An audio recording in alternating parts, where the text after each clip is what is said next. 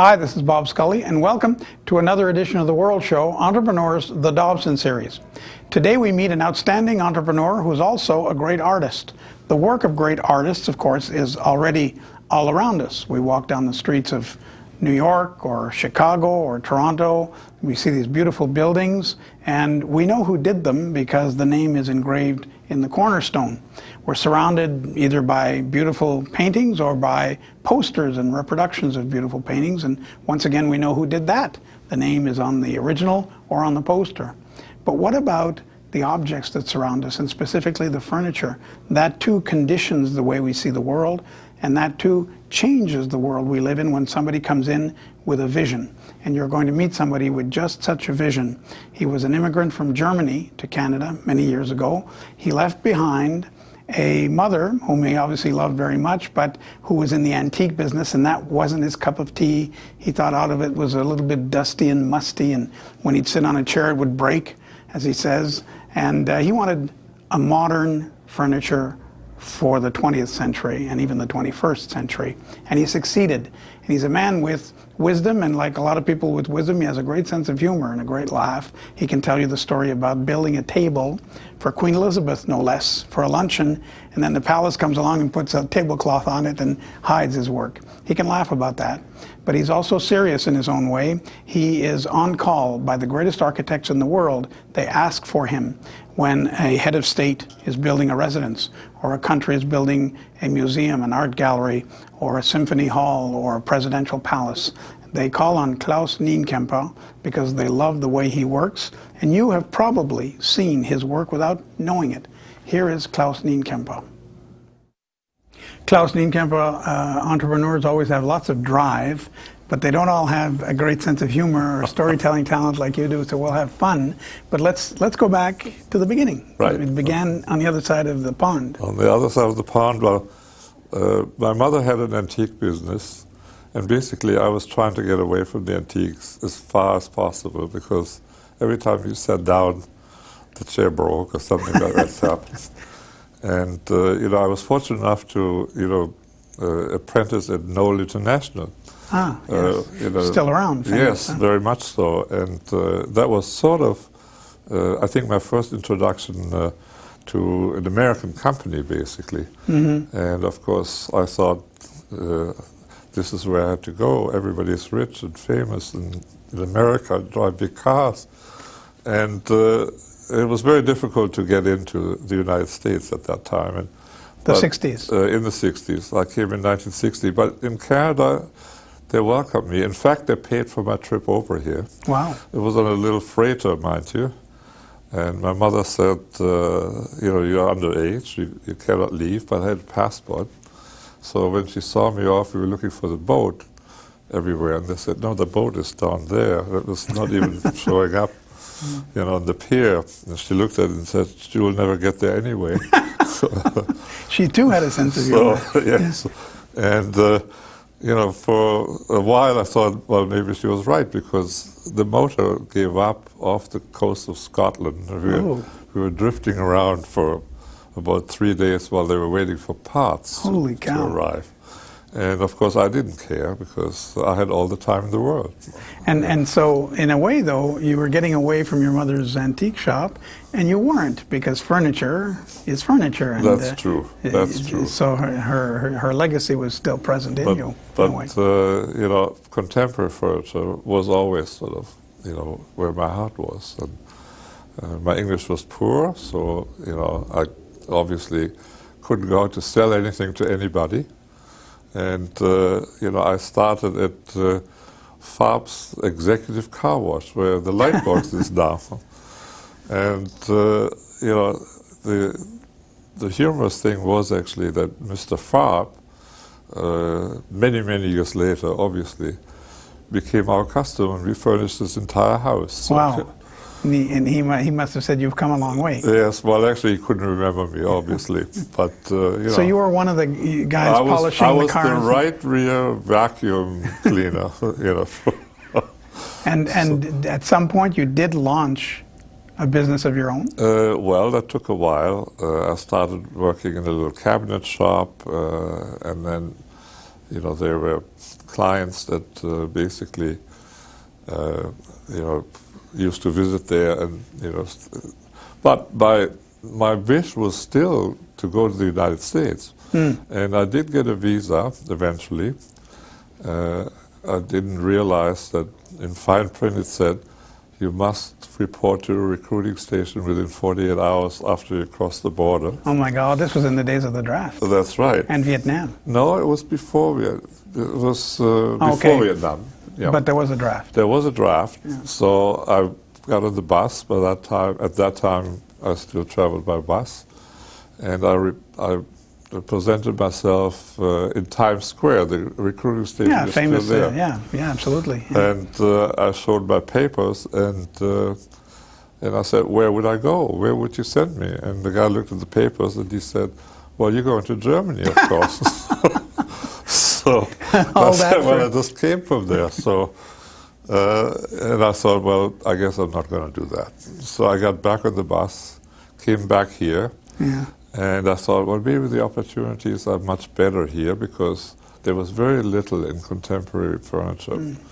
And we were at a point in Canada where the government was building new airports in 1964. Yeah, true. Yeah. And they were very interested in, you know, in working with people. And I saw in the research you landed that contract.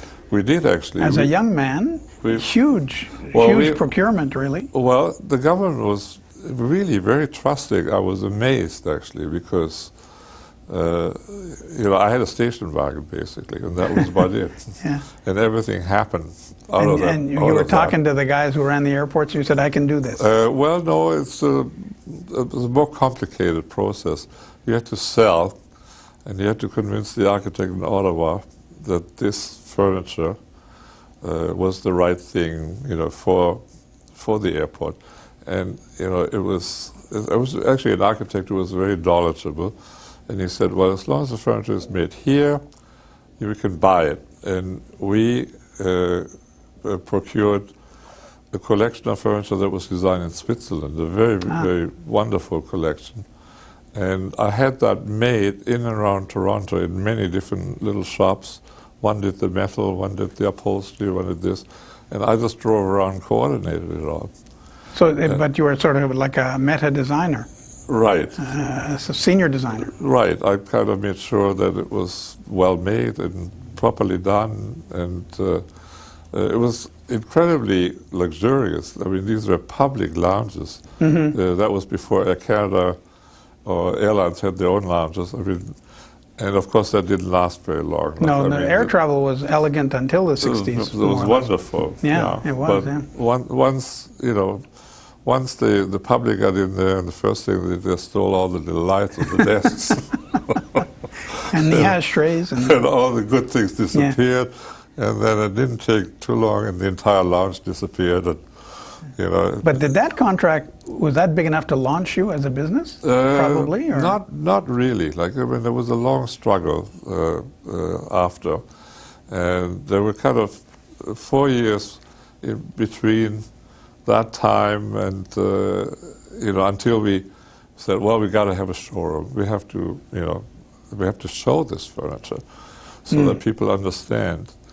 And that's when, with a friend of mine, we bought a building here in Toronto, a building from 1845 that we fixed up.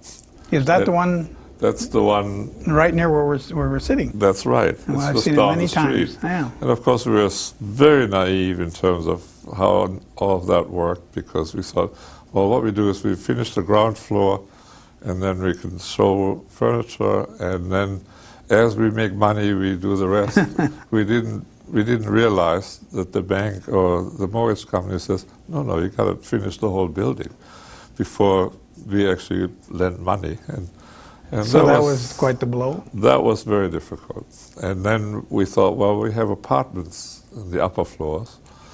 And in those days, people looked at it and said, well, who wants to live down there? This is terrible. Yeah, wasn't the lofts and so on were not the fashion. That wasn't very fashionable then in those days. So was it hand to mouth? Was it sort of, did you think you'd have to close? Or? Well, no, it wasn't hand to mouth. We said, well, there got to be other ways that we could work this. And in fact, we had a speakeasy on the second floor. Wow. Because in those days, everything in Toronto closed at 11 o'clock, and people used to come out and look for other places where they could enjoy themselves. An after-hours club. An after-hours was it club. Legal? It wasn't legal. Oh, I see. But, they're the best. They're the best kind. They make the most money. Well, the police used to come and we said, "Would you like a drink?" And they said, "Well, if you do it in the paper cup, we'll have it." So it wasn't terribly illegal, like because everybody else. No, of course. Had and you weren't selling like the bootleg or anything. Absolutely not. Yeah. No. This and so the speakeasy paid for the furniture. It paid for a lot of things in the building, basically. And then eventually. And eventually we said, well, we're not that kind of business. So we had to kind of stop that. And I think I remember reading a few years ago about you as a pioneer in the matter of taste. Like you say, modern furniture, modern European furniture wasn't the taste here. It was sort of Victorian stuff and dusty old stuff, and you changed that around. You influenced that. Well, we basically looked at the architects as our clients, because they certainly use that for their own homes, obviously. The public in general really wasn't that interested in contemporary furniture. And, so that helped a lot, like, getting the support from designers and architects for their own homes. And then, Mies, Van der Rohe's building, just down the street from us here. Commerce Court? And Commerce Court.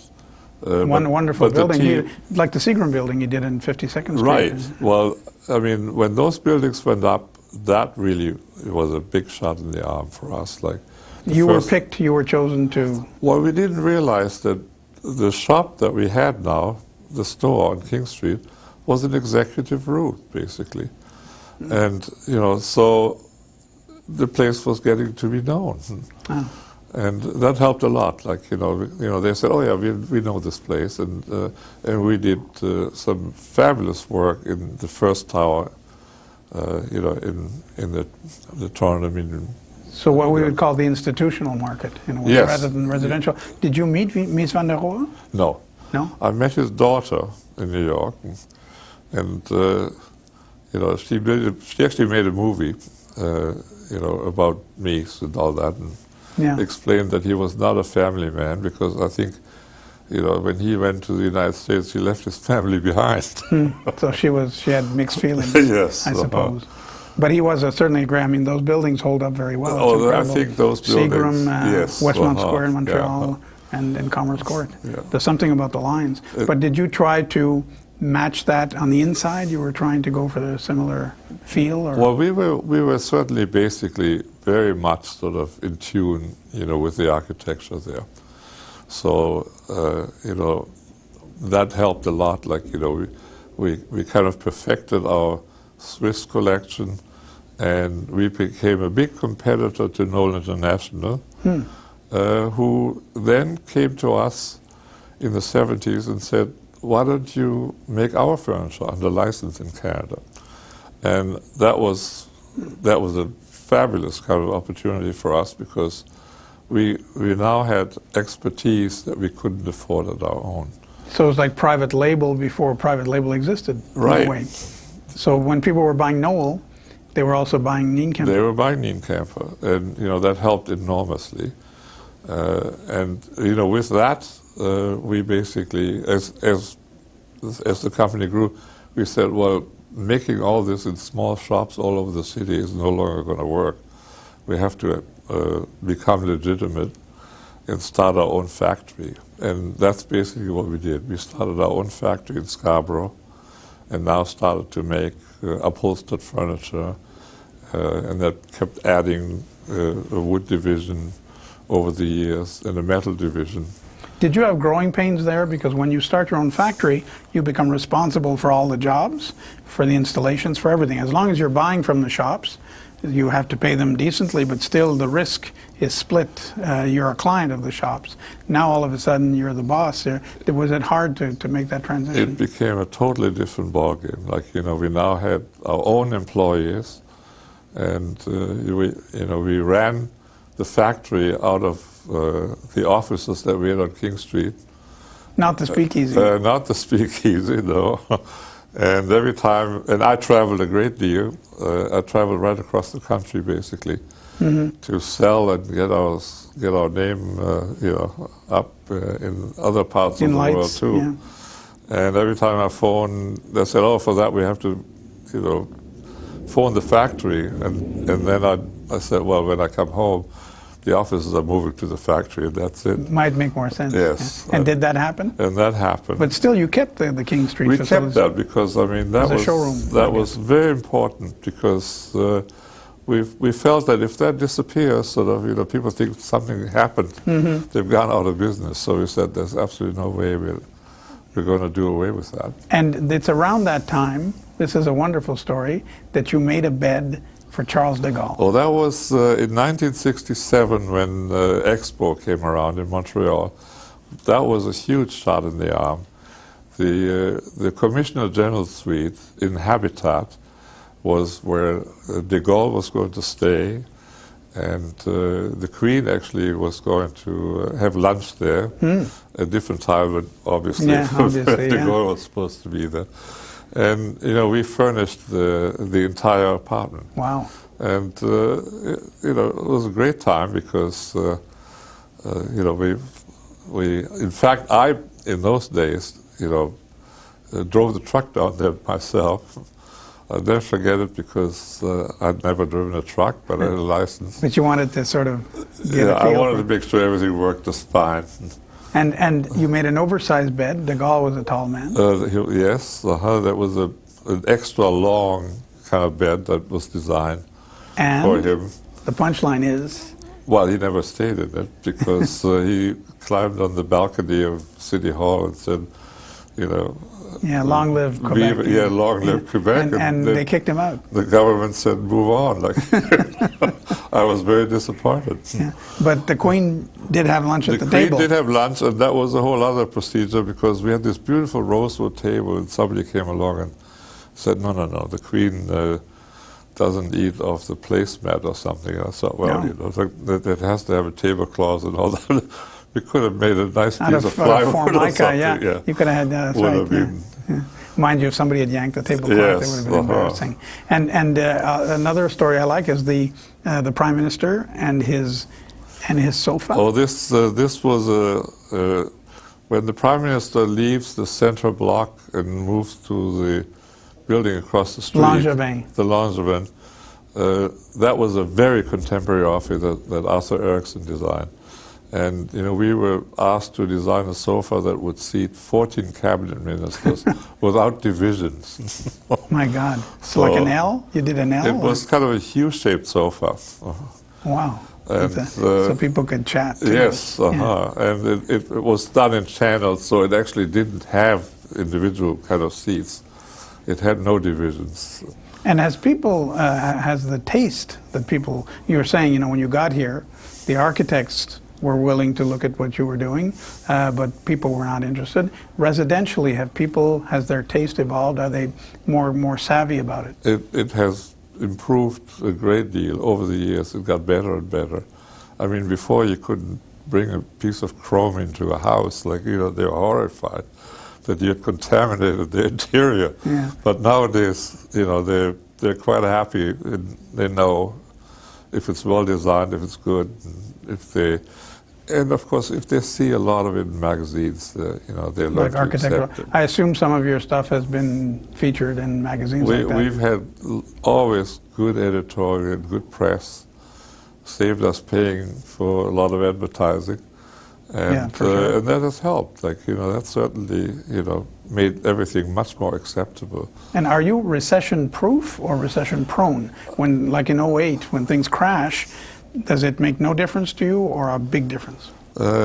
We've had our own crises. I think when free trade came in, for instance, that was one of our most difficult times, because I think the bank looked at Canadian furniture companies and said, well, I think they're going to be negatively affected by this, because the Americans are going to come to Canada and they're going to really underprice it.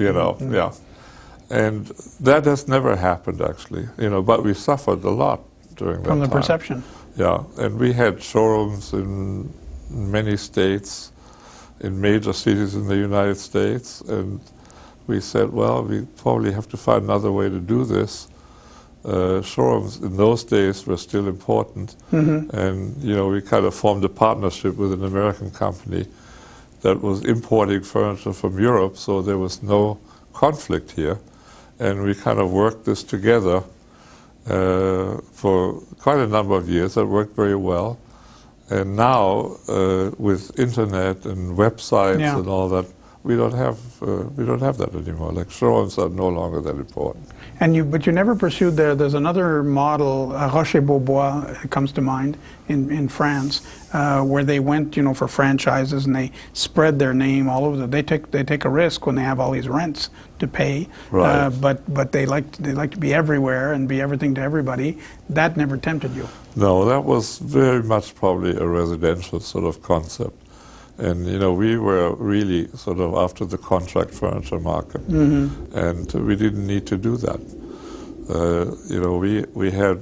We kind of continuously worked with catalogs that we had in all major architectural offices, and then the websites and all that. Nowadays, that's where most of them get the information. And I would assume that the business, in an odd way, you started working with these little shops and then you realized you had to have a factory. Now, do you still have that model, or are you going back to something lighter and smaller and simpler? Because the factory model has its problems too. It does, but there are certain things that we gave up.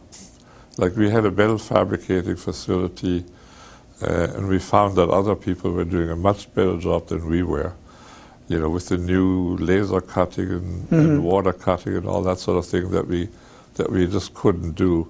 So we said, the things that we cannot do well, let's buy that outside, and let's focus on what we do best. And that's basically what we do now. For instance, one of the things that happened was the offices were all shrinking, and people had many more meeting rooms. So that required tables. So why don't we focus on tables and with connectivity? That was the issue. Like, the technology entered into it. Like, everybody wants to be connected and plug in and do all that.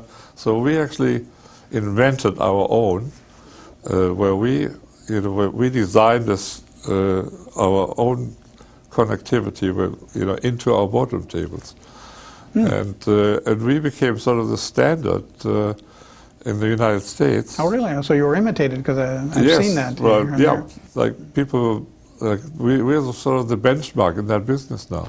And I know you've like many entrepreneurs, you have spawned your succession. Your son is very involved.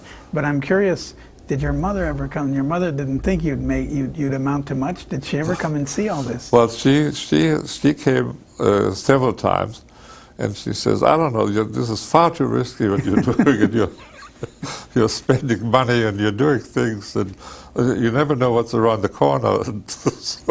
So we went through all these discussions. And she was not that convinced. Yes. Well, she was wrong, though. She was wrong, yes.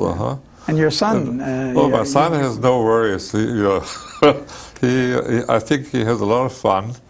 He does things that that are a lot more fun than what we used to do. Like, ours was serious business. Yes, I'm sure I can imagine. So and he imports great stuff from Europe, and I keep telling him that he's not buying enough from us. I said he should be supporting us a little more than giving it to other people in Europe.